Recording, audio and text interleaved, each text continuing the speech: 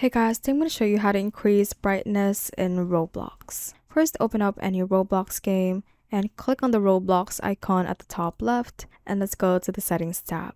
From here, let's scroll down a bit, and for the graphics mode, instead of automatic, we are going to click on this arrow icon to set it to manual instead. And it will then allow us to manually change the graphics quality, and what we're going to do is to set it to the max. So click on this very last slot right here to set it to the highest graphics quality, and as you can see, it is now brighter and you can see more details in game. Let's go back to the Roblox icon at the top left, go back to settings, and from here we are also going to change the background transparency so that we will be able to see more clearly through the windows like this one, for example, or we are going to set it to 0, and we can now see through the game even if you open the settings, which will also increase visibility within the game. After that, we can close or minimize Roblox, and on your desktop, right click on it and let's go to display settings. From here, if you have a brightness option, you can increase it to the max. Especially if you have a laptop, you should have that option,